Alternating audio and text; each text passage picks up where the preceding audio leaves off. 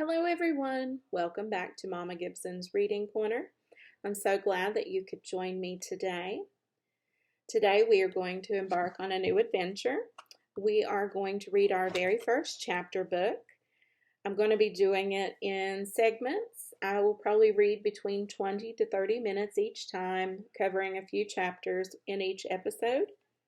So our very first chapter book is going to be Charlotte's Web by E.B. White. This is one of my very favorite stories from childhood, and I know I say that about all of them, but I can't really choose what my favorite is, so I just have lots of favorites. I hope you've been reading lots of books since the beginning of the year. I am working on my 5th book since January the 1st, with a goal of reading 50 books or more for the year 2022. We'll see how far I get. I'll keep you updated as we read along. So let's go ahead and get started with Charlotte's Web, and I hope you enjoy. Chapter 1, Before Breakfast. "Where's Papa going with that axe?" said Fern to her mother as they were setting the table for breakfast. "Out to the hog house," replied Mrs. Arable. "Some pigs were born last night." "I don't see why he needs an axe," continued Fern, who was only 8. "Well," said her mother, "one of the pigs is a runt. It's very small and weak, and it will never amount to anything. So your father has decided to do away with it." "Do away with it?" shrieked Fern. "You mean kill it, just because it was smaller than the others." Mrs. Arable put a pitcher of cream on the table. "Do not yell, Fern," she said. "Your father is right. The pig would probably die anyway." Fern pushed a chair out of the way and ran outdoors. The grass was wet and the earth smelled of springtime. Fern's sneakers were sopping by the time she caught up with her father.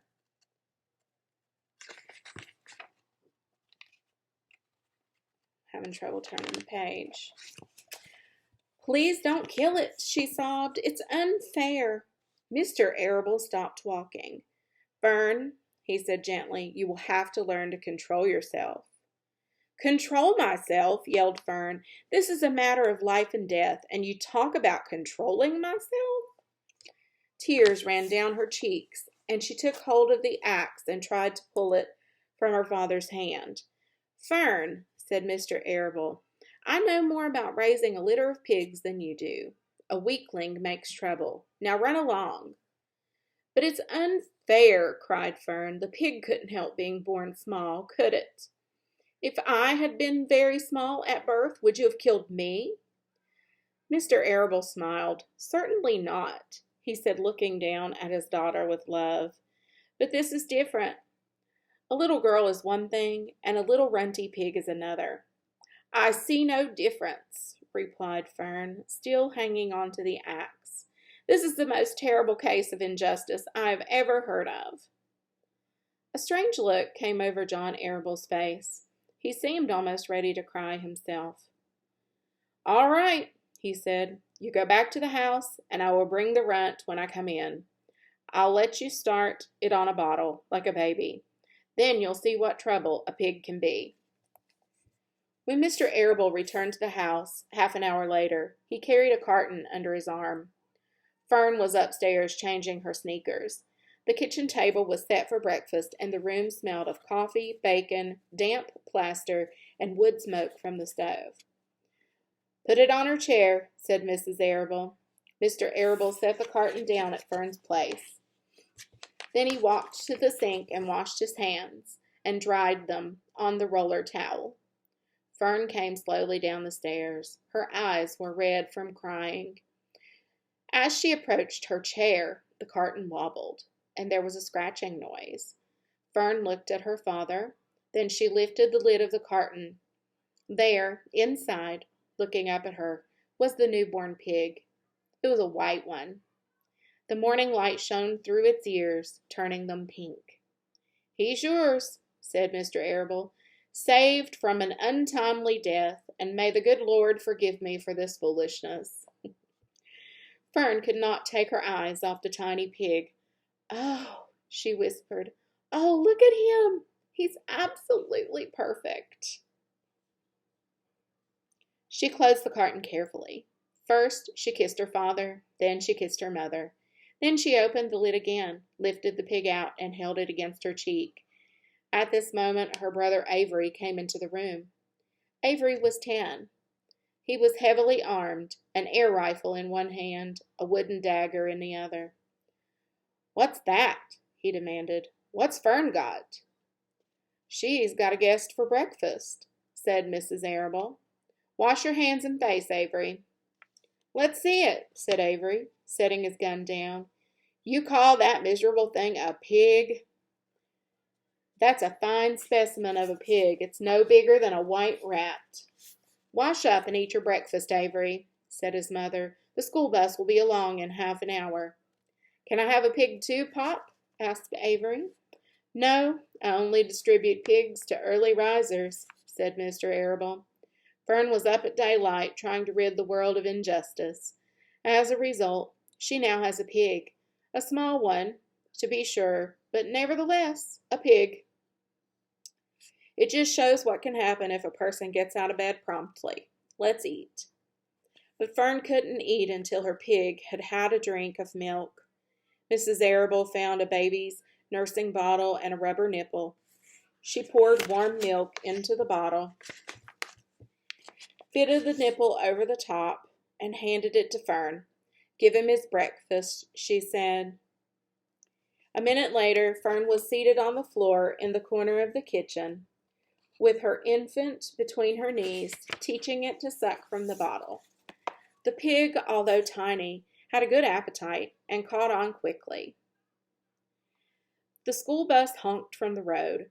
"Run!" commanded Mrs. Arable, taking the pig from Fern and slipping a donut into her hand. Avery grabbed his gun and another donut. The children ran out to the road and climbed into the bus. Fern took no notice of the others in the bus. She just sat and stared out the window, thinking what a blissful world it was and how lucky she was to have entire charge of a pig. By the time the school bus reached school, Fern had named her pet, selecting the most beautiful name she could think of. "Its name is Wilbur," she whispered to herself. She was still thinking about the pig when the teacher said, "Fern, what is the capital of Pennsylvania?" "Wilbur," replied Fern dreamily. The pupils giggled, and Fern blushed.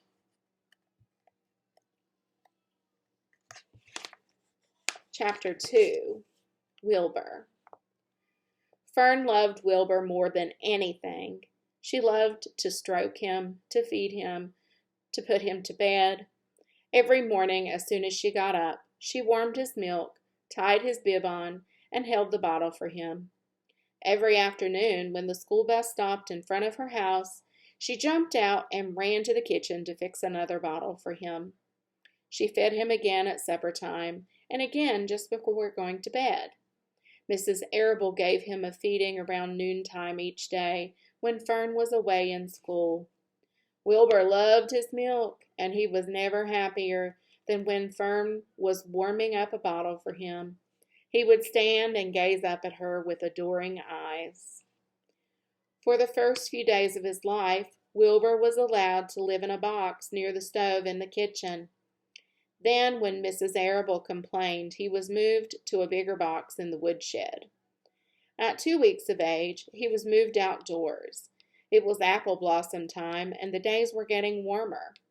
Mr. Arable fixed a small yard, specially for Wilbur, under an apple tree, and gave him a large wooden box full of straw, with a doorway cut in so he could walk in and out as he pleased. "Won't he be cold at night?" asked Fern. "No," said her father. "You watch and see what he does." Carrying a bottle of milk, Fern sat down under the apple tree inside the yard.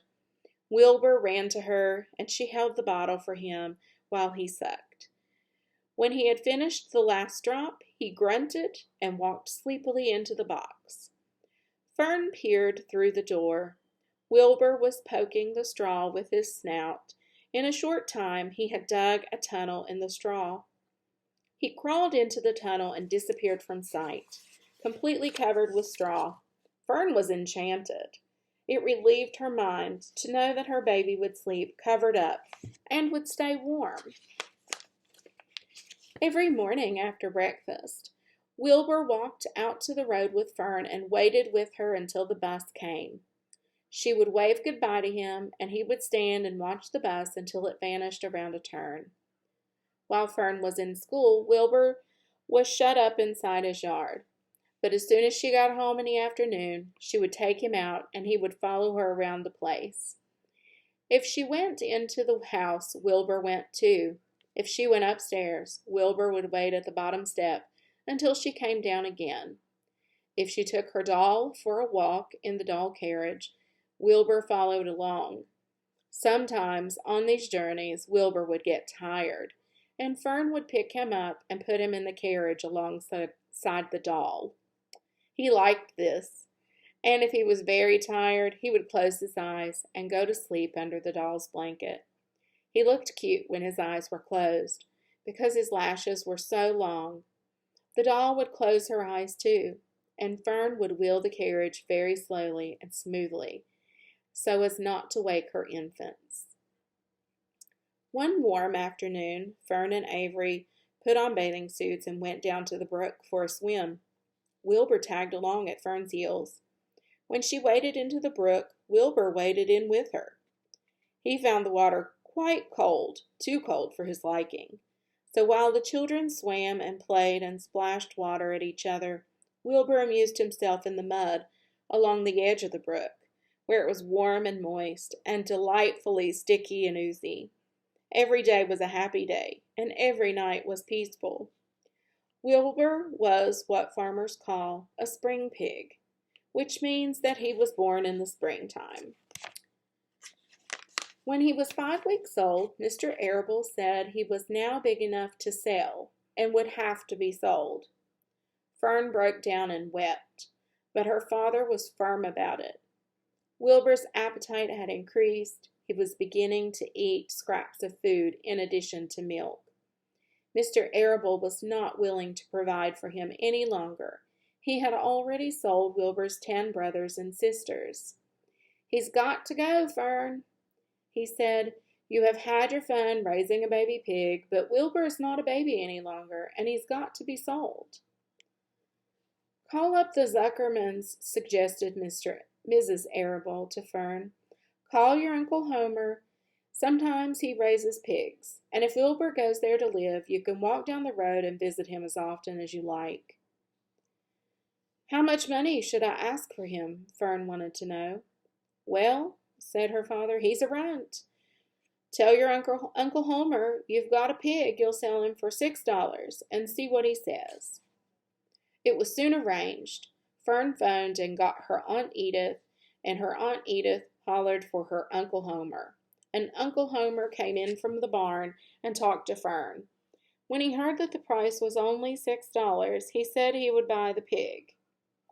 The next day, Wilbur was taken from his home under the apple tree and went to live in a manure pile in the cellar of Zuckerman's barn.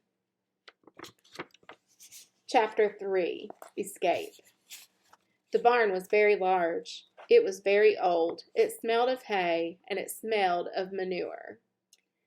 It smelled of the perspiration of tired horses and the wonderful sweet breath of a patient cow. It often had the sort of peaceful smell, as though nothing bad could ever happen again in the world. It smelled of grain, and of harness dressing, and of axle grease, and of rubber boots, and of new rope. And whenever the cat was given fish head to eat, the barn would smell of fish. But mostly it smelled of hay, for there was always hay in the great loft up overhead, and there was always hay being pitched down to the cows, horses, and the sheep. The barn was pleasantly warm in the winter, when the animals spent most of their time indoors, and it was pleasantly cool in the summer, when the big doors stood wide open to the breeze. The barn had stalls on the main floor for the work horses, tie-ups on the main floor for the cows, a sheepfold down below for the sheep, a pig pen down below for Wilbur. and it was full of all sorts of things that you find in barns: ladders, grindstones, pitchforks, monkey wrenches, scythes, water buckets, empty grain sacks, and rusty rat traps. It was the kind of barn that swallows like to build their nests in. It was the kind of barn that children liked to play in, and the whole thing was owned by Fern's uncle, Mr. Homer L. Zuckerman. Wilbur's new home was in the lower part of the barn, directly underneath the cows. Mr. Zuckerman knew that the manure pile is a good place to keep a young pig. Pigs need warmth, and it was warm and comfortable down there in the barn cellar on the south side. Fern came almost every day to visit him. She found an old milking stool that had been discarded, and she placed the stool in the sheepfold next to Wilbur's pen. Here she sat quietly during the long afternoons, thinking and listening and watching Wilbur. The sheep soon got to know her and trust her. So did the geese who lived with the sheep. All the animals trusted her. She was so quiet and friendly. Mr. Zuckerman did not allow her to take Wilbur out, and he did not allow her to get into the pig pen. But he told Fern that she could sit on the stool and watch Wilbur as long as she wanted to. It made her happy just to be near the pig, and it made Wilbur happy to know that she was sitting there right outside his pen. But that he never had any fun. No walks, no rides, no swims. One afternoon in June, when Wilbur was almost 2 months old, he wandered out into his small yard outside of the barn. Fern had not arrived for her usual visit. Wilbur stood in the sun, feeling lonely and bored. There's never anything to do around here, he thought. He walked slowly to his food trough and sniffed to see if anything good had been overlooked at lunch. He found a small strip of potato skin and ate it. His back itched, so he leaned against the fence and rubbed against the boards. When he tired of this, he walked indoors, climbed on top of the manure pile, and sat down. He didn't feel like going to sleep. He didn't feel like digging. He was tired of standing still, tired of laying down. I'm less than 2 months old, and I'm tired of living, he said. He walked out to the yard again. When I'm out here, he said, there's no place to go but in. When I'm indoors, there's no place to go but out in the yard. That's where you're wrong, my friend, said a voice. Wilbur looked through the fence and saw the goose standing there. You don't have to stay in that dirty little yard, said the goose, who talked rather fast. One of the boards is loose. Push on it, push on it, and come on out. What? Said Wilbur. Say it slower. At the risk of repeating myself, said the goose. I suggest that you come on out. It's wonderful out here. Did you say a board was loose? That I did, said the goose. Wilbur walked up to the fence and saw that the goose was right. One board was loose. He put his head down, shut his eyes, and pushed. The board gave way. In a minute he had squeezed through the fence and was standing in the long grass outside his yard. The goose chuckled. How does it feel to be free? She asked. I like it, said Wilbur. That is, I guess, I like it. Actually, Wilbur felt strange to be outside his fence with nothing between him and the big world.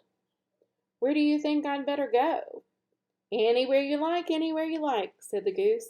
Go down through the orchard, root up the sod, go down through the garden, dig up the radishes, root up everything, eat grass, look for corn.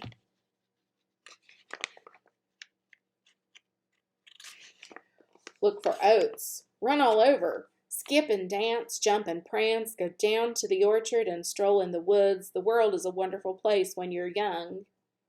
I can see that, replied Wilbur. He gave a jump in the air, twirled, ran a few steps, stopped and looked all around, sniffed the smells of afternoon, and then set off walking down through the orchard. Pausing in the shade of an apple tree, he put his strong snout into the ground and began pushing, digging and rooting. He felt very happy. He had plowed up quite a piece of ground before anyone noticed him. Mrs. Zuckerman was the first to see him. She saw him from the kitchen window, and she immediately shouted for the men.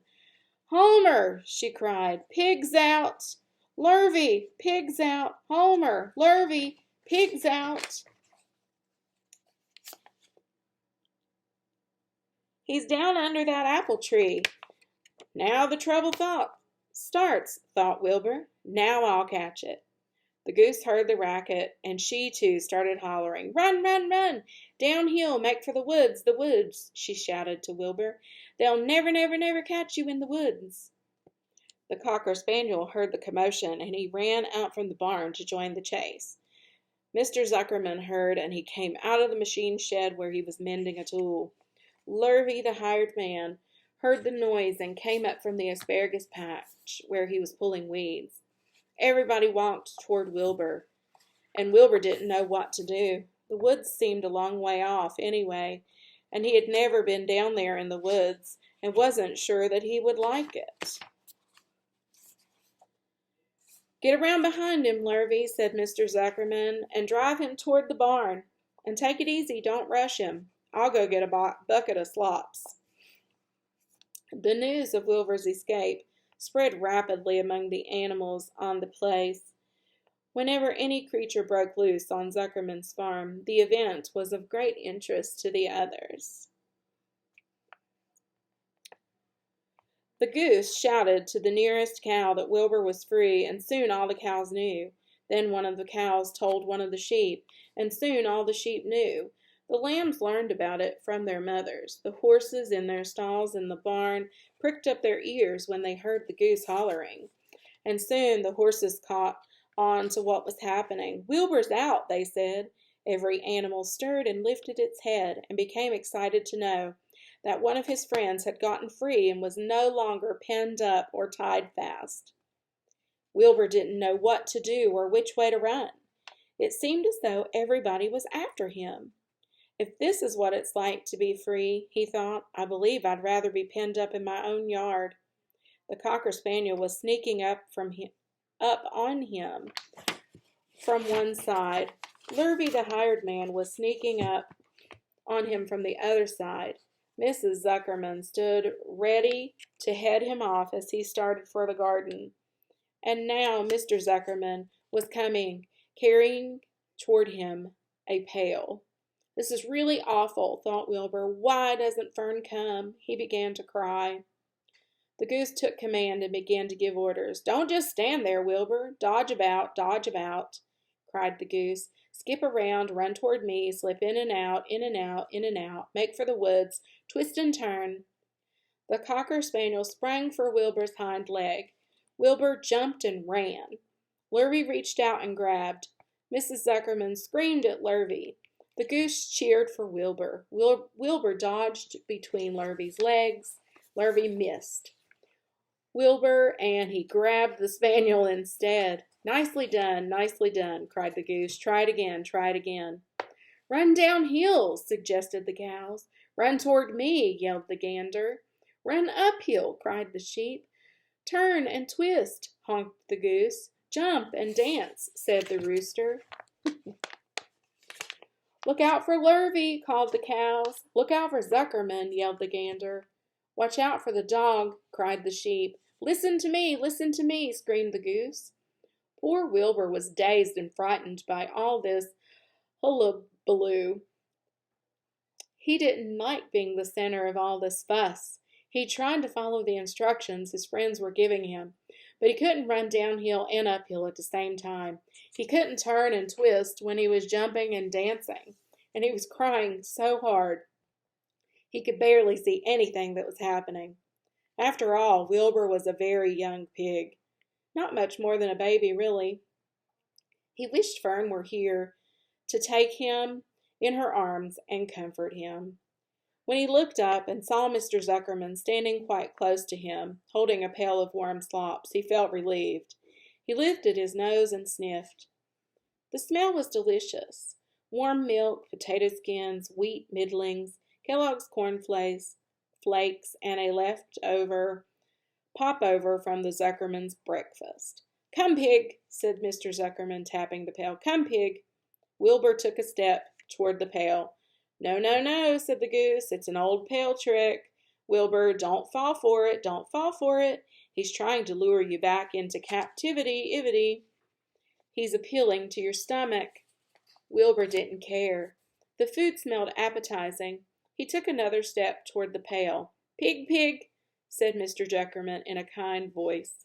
Mr. Zuckerman in a kind voice, and began walking slowly toward the barnyard, looking all about him innocently, as if he didn't know that a little white pig was following along behind him. You'll be sorry, called the goose. Wilbur didn't care. He kept walking toward the pail of slops. You'll miss your freedom, honked the goose. An hour of freedom is worth a barrel of slops. Wilbur didn't care. When Mr. Zuckerman reached the pig pen, he climbed over the fence and poured the slops into the trough. Then he pulled a loose board away from the fence so there was a wide hole for Wilbur to walk through. Reconsider, said the goose. Wilbur paid no attention. He stepped through the fence into his yard. He walked to the trough and took a long drink of slops, sucking in the milk hungrily and chewing the pop over. It was good to be home again. While Wilbur ate, Lurvy fetched a hammer and some 8-penny nails and nailed the board in place. Then he and Mr. Zuckerman leaned lazily on the fence, and Mr. Zuckerman scratched Wilbur's back with a stick. He's quite a pig, said Lurvy. Yes, he'll make a good pig, said Mr. Zuckerman. Wilbur heard the words of praise. He felt the warm milk inside his stomach. He felt the pleasant rubbing of the stick along his itchy back. He felt peaceful and happy and sleepy. This had been a tiring afternoon. It was still only about 4 o'clock, but Wilbur was ready for bed. I'm really too young to go out into the world alone, he thought, as he lay down. All right, we're going to stop there today, and we will pick back up in the next episode with Chapter 4 of Charlotte's Web. I hope you're enjoying it. I'm really enjoying hearing this story again, and I look forward to seeing you again soon.